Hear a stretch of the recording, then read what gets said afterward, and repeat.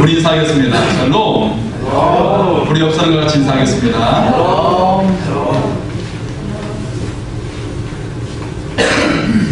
네, 한 주간 하나님의 말씀을 묵상하면서 여러분과 함께 나누고 싶은 말씀이 있습니다. 출애굽기 23장 25절의 말씀입니다. 내 하나님 여호와를 섬기라. 그리하면 여호와께서 너희 양식과 물에 복을 내리고 너희 중에서 병을 제하리니. 할렐루야. 네. 이 말씀이 여러분의 삶 가운데 은혜의 말씀, 생명의 말씀이 되기를 소원합니다. 네. 우리가 하나님을 섬기고 하나님을 좋은 관계를 맺으면 우리 가운데 여러 가지 악한 영들이 물러가고 하나님의 선한 역사가 일어날 줄 믿습니다. 네.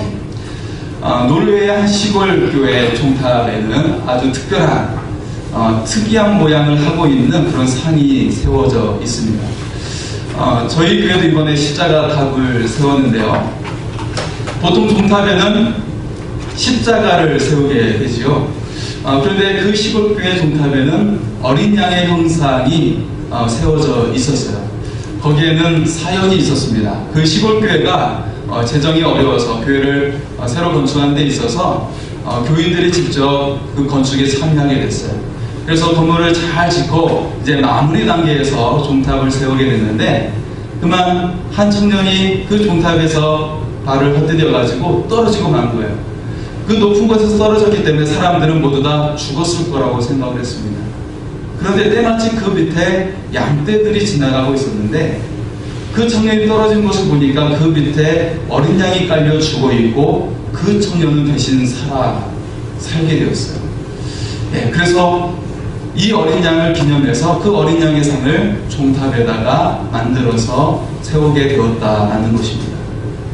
오늘 말씀은 어린 양 희생제물이 되어 오신 예수 그리스도의 말씀입니다. 주님께서 십자가의 죽음을 앞두고 최후의 만찬을 베풀고 계시는 말씀이에요. 곧 예수님의 살과 피를 의미하는 성만찬을 처음 하고 계시는 그런 말씀이죠. 우리도 이 말씀을 통해 예수 그리스도와 우리가 하나가 되고 주님의 DNA를 지닌 진정한 그리스도인이 되는 그런 말씀이 될 수 있기를 소원합니다. 네. 최후의 만찬은 예수 그리스도와 제자들이 마지막 나누었던 식사였습니다. 이때 주님은 특별한 의미와 목적을 가지고 이 의식을 베풀고 있습니다. 6월절은 어떤 날입니까? 하나님께서 이스라엘 백성을 애굽에서 종되었던 곳에서 구원해내신 날이에요. 우리나라로 따지면 광복절이라고 할 수가 있습니다. 6월절은 곧 구원을 의미하는 날이죠.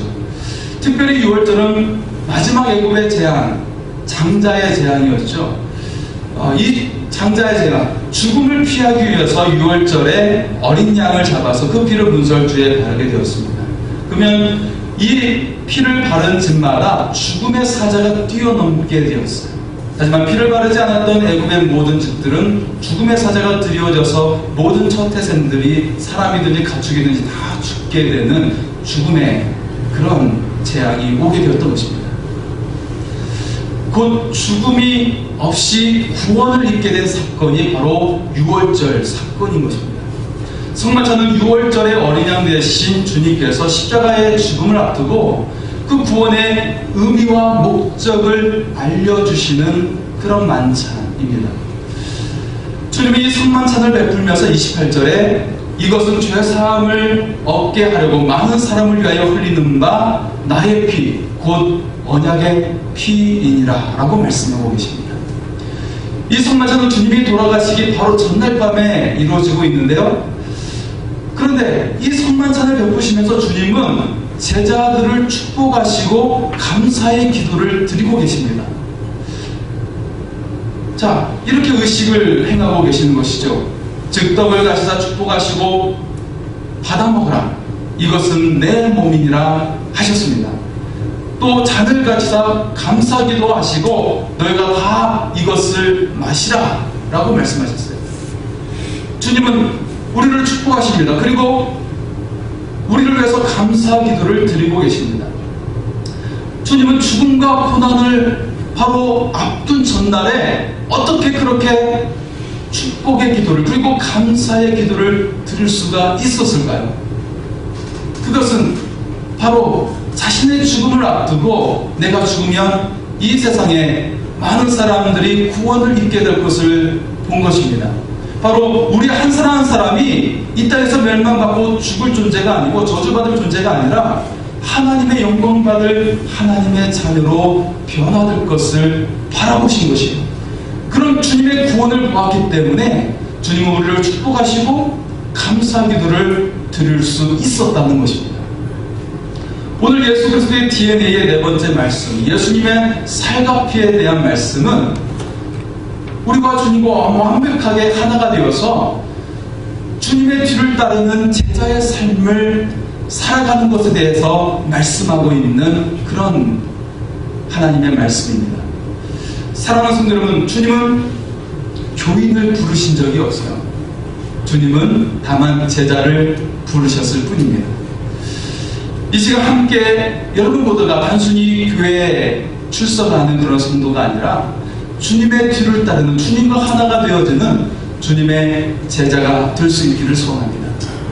하나님의 진정한 자녀는 하나님의 왕의 사역을 하는 사람이에요. 하나님의 사역을 이어받는 왕의 자녀가 되는 것입니다. 왕자는 이 세상에서 팽이치고 놀기만 하는 사람이 아니잖아요.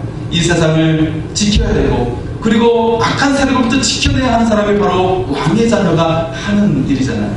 우리는 왕의 자녀입니다. 그렇기 때문에 하나님의 사역, 그 영혼 구원하는 사역과 하나님 나라를 확장시키는 그 사역을 우리가 감당할 수 있기를 소원합니다. 오늘 예수님의 살과 피에 대한 말씀은 먼저 내가 죽고 예수가 사는 것이라는 말씀이에요. 영화 미션을 보면 남미의 한 부족의 복음이 전파되어지는데 거기에 선교사님과 어른들이 모두 다 죽음을 당하게 됩니다. 그리고 어린아이들만 살아남게 됩니다. 이 영화의 마지막에 한 아이의 독백으로 이 영화는 마치게 되죠.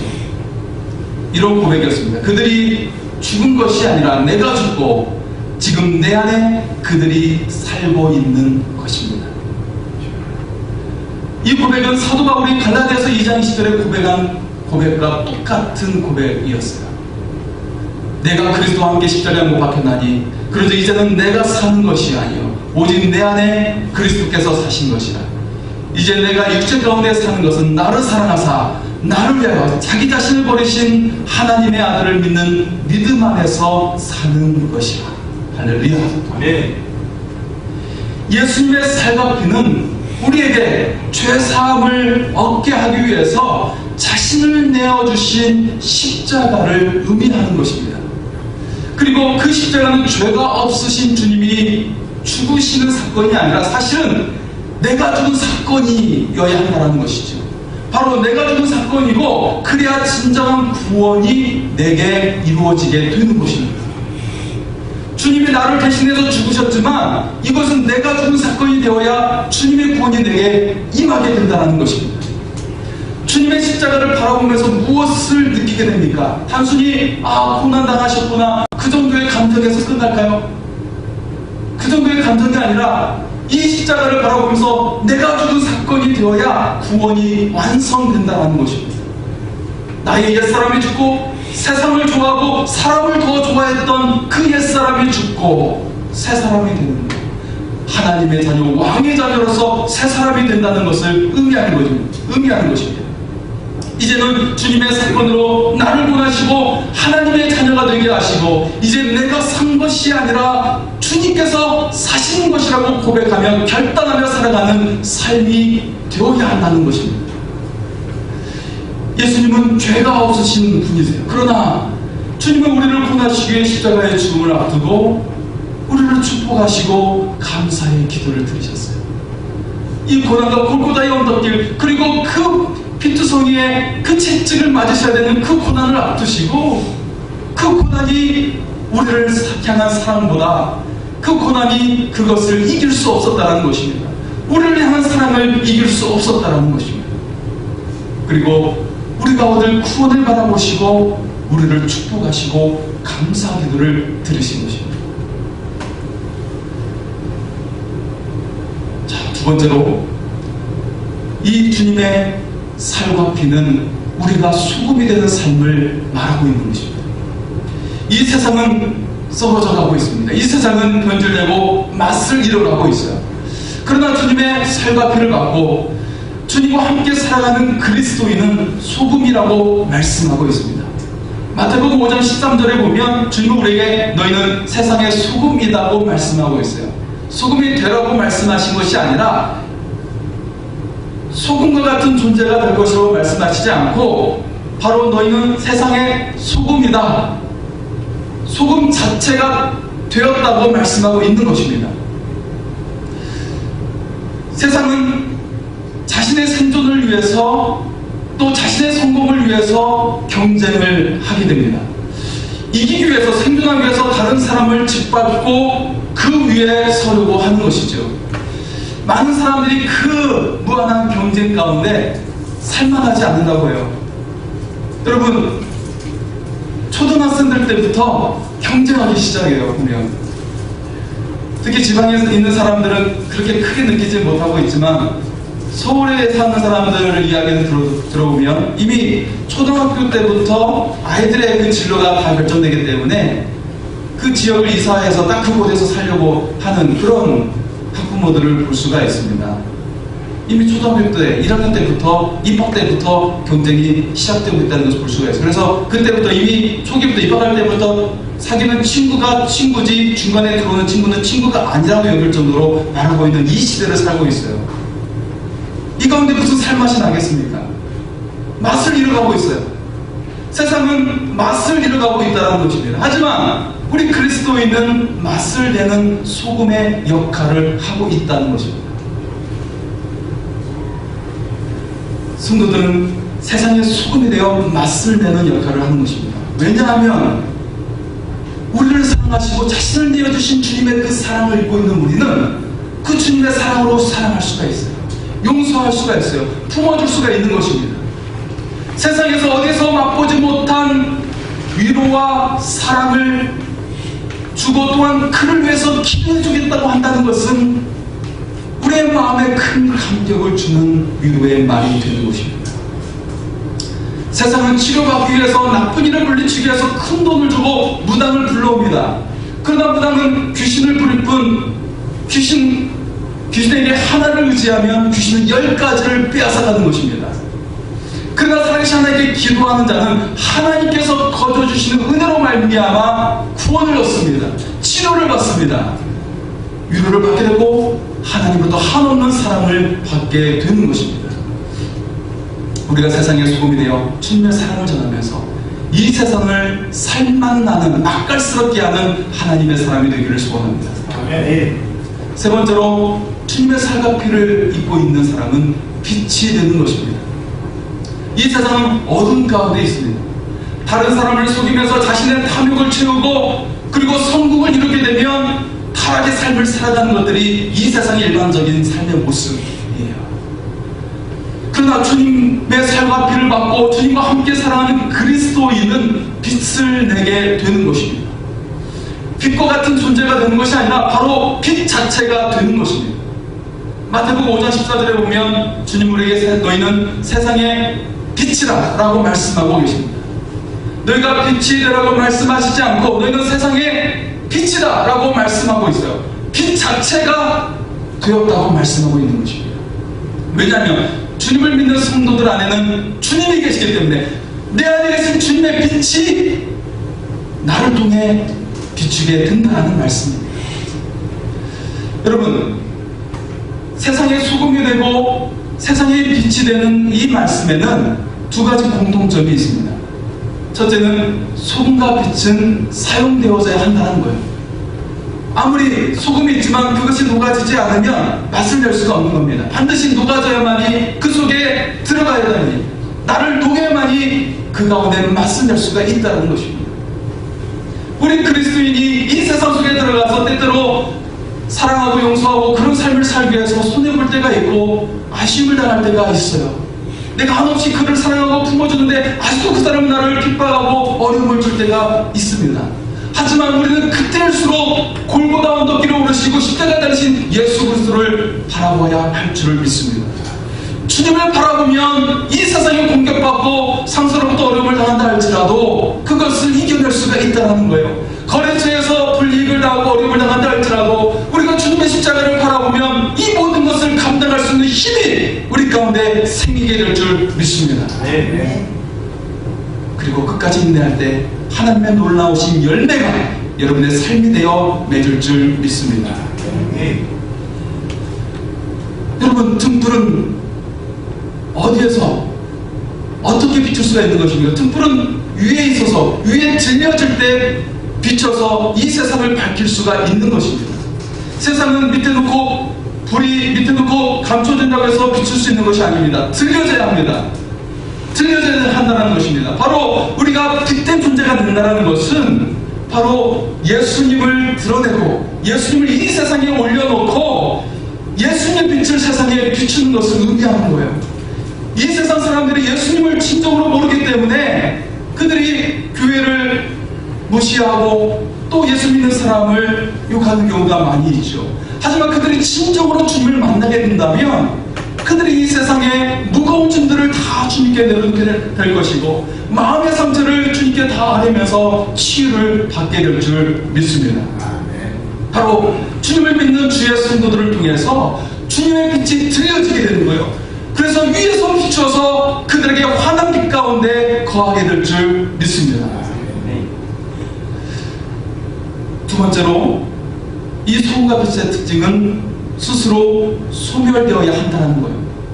소금은 맛을 낼 수 있는 비결은 자신을 녹여서 없어져야 한다는 것이죠. 비로소 세상에 맛을 낼 수 있는 그런 일을 낼 수가 있습니다. 곧 자기 미움과 자기 헌신과 섬김이 없이는 진정한 맛을 낼 수 없다는 것입니다. 빛을 비추는 등불도 마찬가지입니다. 자신에게 있는 그 기름을 태워서 그것을 소멸시켜야 빛을 낼 수가 있는 것입니다. 우리 그리스도인은 세상에서 소금이 되어 녹아지고 등불이 되어 기름을 태워야 빛을 낼 수가 있는 것입니다. 자기 미움과 헌신과 섬김이 있어야만이 이 세상을 새롭게 만들어갈 수가 있다는 것입니다. 그러나 자기 미움과 헌신과 섬김이 거기서 우리가 끝나는 것이 아니라 하나님께서 여러분의 모든 수고를 다 기억하십니다. 헛되지 않게 하십니다. 그리고 비교할 수 없는 더 크신 영광과 그리고 상급으로 하늘에서 여러분에게 영광으로 이끌어 주신다는 것입니다. 돈의 단위 한 문화, 이 한 문화의 비유는 이 속에 한 고울이 담겨있다고 주께서 말씀하고 있는 거예요. 한 문화 속에는 한 고울이 담겨있다라고 말씀하고 계십니다. 여러분의 작은 헌신에는 한 고울을 담을 만큼 놀라운 영광과 상급이 있다는 거예요.